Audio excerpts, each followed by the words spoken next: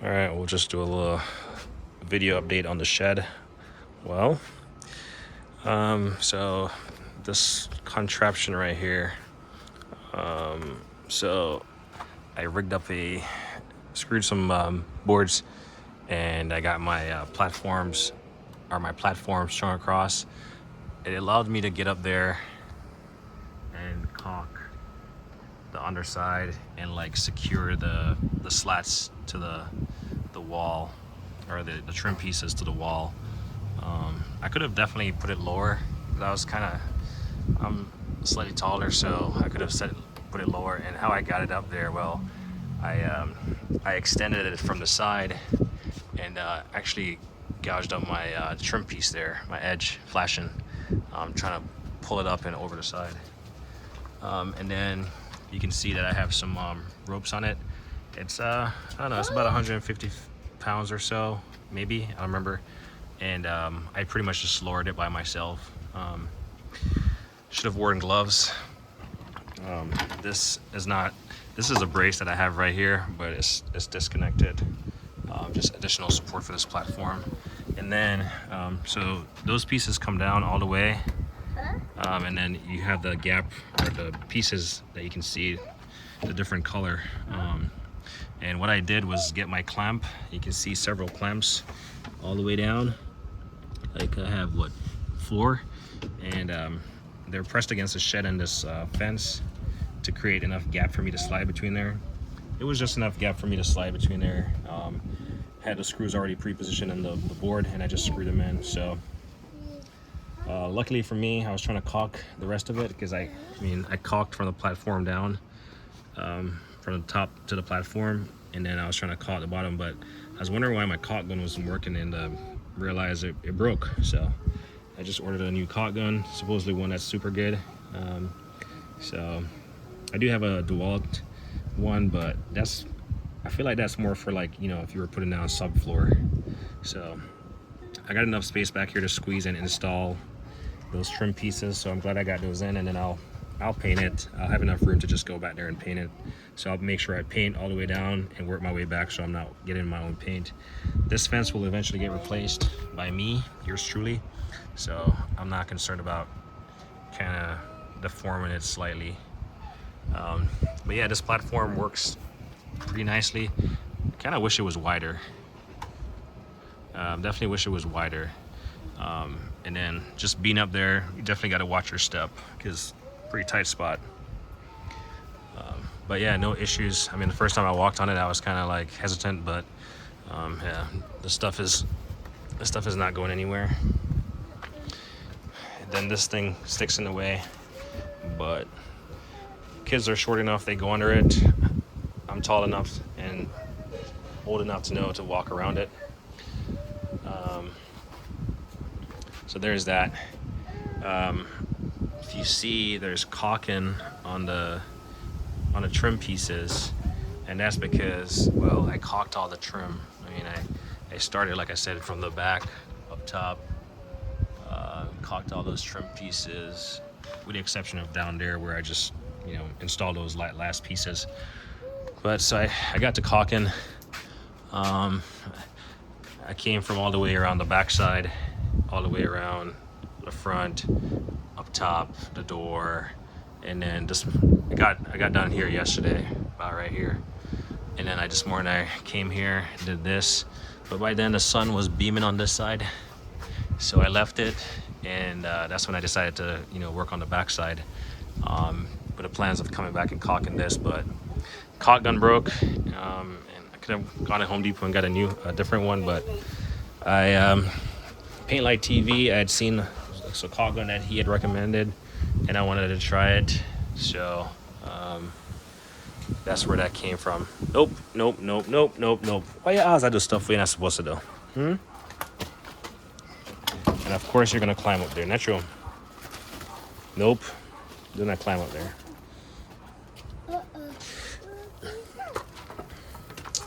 And then I have this rope that's tied onto here, just so, because I climb on the opposite side with my step ladder, my A-frame, so I tie it here so it doesn't like tip over. And this platform is 17 feet long, so I have it fully extended and locked. Definitely wish it was slightly wider. You know, like even 2 more slats wider would have been great. Like if it was the width of the actual centerpiece, that would be great. What are you doing?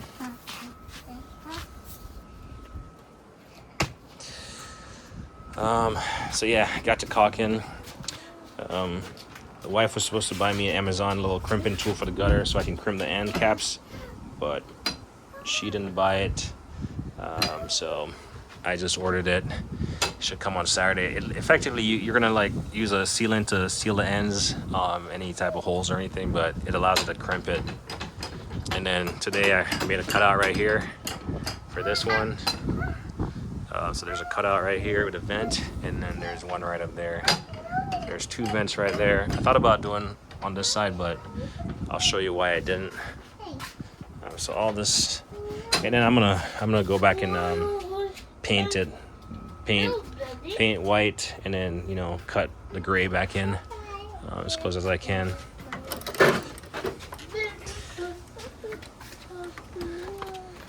And then today, this was there already.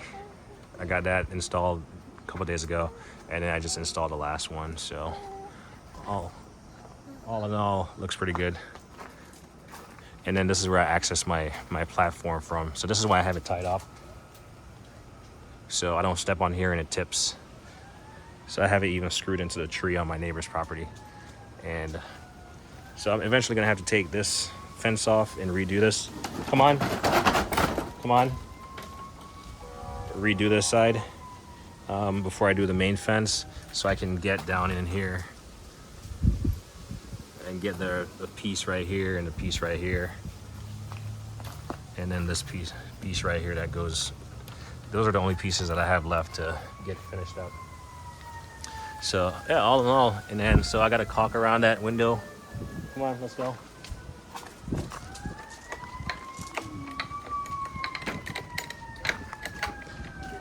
And I can't seem to figure out how to get. Okay.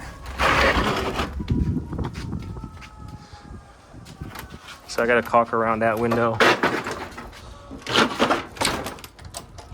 Make sure this gate is locked. The little wire fell off, so the wire broke off after using it so many times. Luckily I can just put a padlock there and he can't get out. Nope. So yeah, got all the caulking done. It's definitely a messy caulk. Messy as in, I mean, it's not really critical that it's fancy. It's more just so water, like all these like vertical pieces, put caulk in there so water doesn't drip down. So the only thing I have to do is caulk this, caulk that, caulk the one on the front. I'm thinking about spraying foam under the gutter, the grooves. I was gonna get the slats or whatever. I got them. It just didn't work out. So maybe I should have just switched the roof into ones that were more compatible. And then I gotta caulk this side. And then once I caulk, it's just trim.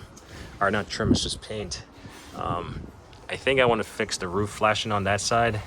I have one remaining sheet of zinc, as that subscriber noted I called it, or tin roofing. So I don't think I mean, I might try it. I might try it on that side and see how it looks, because this roof is visible from the master bedroom up here. So kind of want it to look as professional as possible. And then I might go back and I might put screws every ridge, every little like ridge on here down, because I was on the back when I was on the platform and I could lift up a little bit. So I don't want like super winds to like have any play on that thing. So I might go back and just put a single screw in each of those ridges on the corrugated roof. Right now, I think I have them spaced every two apart or something. And this is why I need to build something for this mop. Come on.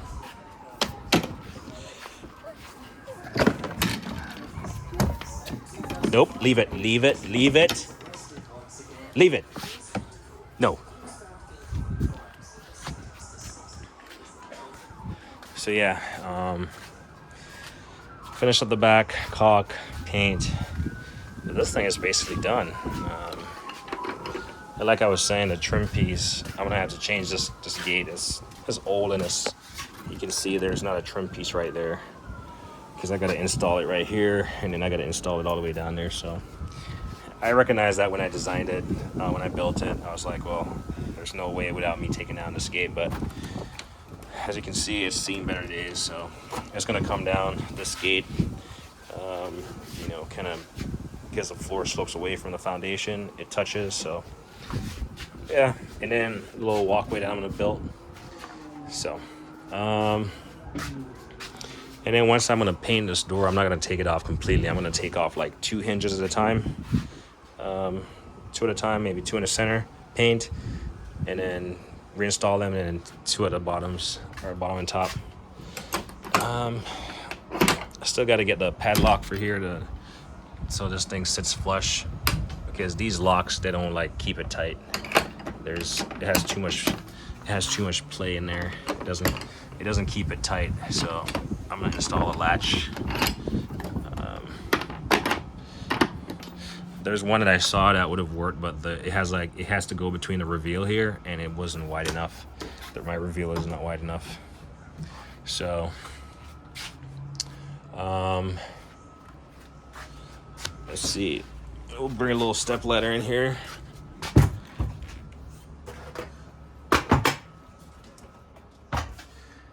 Finding more stuff I gotta return. So I'm gonna return these vents. Thought I would be installing more, but I think 4 is fine for this shed on opposite sides. And then this roofing tape and some bolts that I bought. I'm gonna return those, get some cash money back. Actually, washers, we'll return those also. I need to buy some new caulk. Let's see. Where's this caulk gun? If I could find it, I'll show you. Oh, here it is. So this caulk gun definitely has gotten this usage, but this pin here fell out. I didn't even realize it even had a cutter right here. I've always used a knife. I've always used my knife to like, you know, to cut the ends of the caulk. And this is how if I'm not done with a caulk, I just put a nail in it. Like, this screw has been used a million times. The reason I have 2 going is because when I went to the back of the shed, oops, it's getting dark in here. When I was heading to the back of the shed where it's tight, I just wanted to have a full caulk so it wouldn't, you know, run out on me, because I'm pretty generous with the application. So I started with a new caulk back there, and that's when this thing happened. So I was like squeezing it, and I was like, why is it not caulking? And it was so awkward back there. And then I stopped, looked at it, and realized the pin was crooked. So I might be able to fix it using like a bolt and stuff, but that's the only reason I kept it. But like I said, I bought supposedly a fancier one that's, you know, not gonna give you those what do you call it, tendonitis or something, I don't know. So yeah, and like I said, I have a DeWalt one electric, but I've never used it, and I don't think it's gonna be applicable for what I'm doing. And then so what I was saying about the gutter, let's see, do I have, yeah, I don't have the end caps in here. I have them in here. It's just I don't have them. They're not visible to me right now. Yeah, interesting. I do know they're in here. But basically the end caps of the gutter, I'll need to crimp. So this is my piece that I'm gonna join, and then I'm gonna have the downspout. And then I got my angles. Anyway, can't find it. I was gonna show you what I was talking about. Got a little air ventilation right there. And then pull this some more so it doesn't slip off the edge. And then come up here. We got an air ventilation right there. This is a light from my garage. And I'm gonna figure out how to put it right here. And that's gonna be the light for this shed. And here's my electrical inlet right there. That is being fed from, it's gonna be fed from right here. So I'm gonna connect to that outlet. So I found that pipe that was forever there. I didn't know what it was for. And then when I started this construction, I used my my little camera, fed it through, realized it was filled with water, and then I found the end of it, and I don't know why it was there. Still don't know why it was there, but it worked out perfectly because it came up right here, obviously ran onto the concrete, so it was perfect. It was like it was meant to be. So yeah, I think that's gonna be adequate ventilation right there, right here. Yeah, kind of boat aligned, nice solid platform. I do have some screws that missed. Well, these, well, you know, whatever. And so I'm gonna cut them off with my grinder. Like from the trim piece, they were a little bit too long, so I'm gonna just cut those ones off. Yeah, this platform up here is pretty nice also. We got a little ventilation up there, super nice. Hat job of a cutout. And then we got this one right here. So 4 vents. I didn't want to put anything on the back because, well, slightly more cumbersome, but I mean, I got the platform back there now. It's definitely doable, but I feel like more rain is going to be accessible to the back side than to these 2 sides, especially blowing rain from the side. So I'm pretty sure they're designed to, you know, prevent blowing rain from enter. But yeah, at least they provide adequate lighting. Let's see, we'll close the door without me getting pinched right here. We'll close the door. And this is just inside without any, obviously any lighting in here. So not that it's needed, but you know, it's not completely pitch dark in here because it was certainly pitch dark, pitch black. But I do think that's adequate ventilation for just heat control. And then, you know, I'm always going to be in and out of this shed. So the doors are going to be open for the most part. The plan that I have is to build, well, my little step ladder's in the way. This thing gets used a lot. Gorilla step ladder. I want to build a elevator lift right here using my hoist.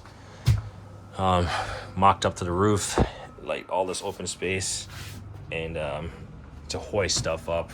You know, I just plan to put light stuff up there, like small boxes and stuff, but you know, it might get full because it's a lot of storage space. I don't know what the square footage is. From the floor to this floor level is like 8 foot, and then it's like 6 foot, you know, to the top. So 12 foot tall, basically. And obviously I got this little entryway for my ladder to enter, come in and out. And then I got that little, super excited that I built this little platform right here. Such a valuable gain in space right here. And then, I mean, those trim vents right there look very professional. Super excited to see the gutter take shape. Like I said, I'm not sure if this is gonna work, but I basically want to block as much critters from coming in, and I got some spray foam. I was gonna, you know, fill the gaps of the corrugated roof on the front and the back. Granted, it has a ply surface, so not much is gonna come in, but at least I don't want them to nest between the ply and the zinc roof, which I guarantee they won't do it when it was hot. But this thing, it says it's rated for temperatures of 60 to 90, and I guarantee you with that roofing, it's probably gonna melt. So who's that? Who's this? Who's that? It's a rat. It's a what? It's a rat? Or is it a fox? Rat. I get it back. Okay. That's what I'm unsure about. But yeah, and then the last thing, I'm still on the fence about painting. I do know my next projects are going to be to finalize the caulk and then finalize the exterior paint and then the gutter. And in the meantime, I'm still thinking about, because my other shed is painted. As you can see, I started painting with the floor when the floor was just a platform. I just painted it. I'm gonna have to go back over and do this because of the cutouts to make the anchors. But I do have a Graco X7 sprayer. So obviously this is not going to be a hand brush paint job. That's what I did with my shed. And even though I had the smaller Graco sprayers, but those are time consuming to fill. But I do have that Graco X7, and it can just fit in a 5-gallon bucket. And so my plan is to spray this place, because once it gets filled up, I guarantee you I'm not gonna remove stuff to fill it up. So I'm just gonna do it. It's on my mind. It's bugging me. So yeah, I'm just gonna go for it. And I think I'm just gonna get the paint and break out the sprayer. Haven't used a sprayer yet. I plan to paint the house. I've had a sprayer for a while because my plan was to paint the previous house, but this house is definitely gonna get painted on the stucco on the exterior. I don't like spraying interior. It just misses too much and it's wasted, and you get overspray. But for like details like this where it's like grooves on grooves, you just spray and yeah. So being that my other shed is gray on the interior and white roof, and that's what I'm gonna do. I'm gonna have this whatever color it is. It's not gray, it's brownish. So I'll redo that. But I'll paint the roof. I'll spray the roof white. Do the same thing with the floor up here. Give it the same color. And then I'll spray this white underside. Same thing here, underside white. And then, the brown up there, whatever it is for the floor. And the roof white. And then the walls are going to be gray, just like the garage. And yeah, it would have been easy to just do one simple color. So I don't have to, worry about, minute touches of the transition points, but it'll be worth it. I think in the end, just to see the complete look. The shed has definitely been taking a lot more than I thought, but definitely getting a chance to exercise most of my tools, a lot of my tools. Give them a reason to exist. Testing out my building skills without a plan. But yeah, so far so good. As far as stuff that I'm thinking, obviously my long ladder is going to be up here, and then this is just going to be filled in. It's going to have like my miter saw, my circuit, or my table saw, my planer, like all the big stuff, maybe some generator, all that stuff, just stuff that's just big and bulky, and it can just roll in and roll out. And then since I have stuff on wheels, I'm probably going to build a ramp that I can remove from here. Just slide it up there if I need it. Remove it, and I'll just tuck it behind it or something, so I can whatever. But it's no big deal. But yeah, super excited about this. Super excited to see the gutter install, and then super excited about when it starts raining to see this thing actually performs, like this drainage system that I installed under here, and then I'm gonna tie into. So I'm super excited about seeing how this all comes together. But yeah, a little update on the shed, as we always say, like on editing.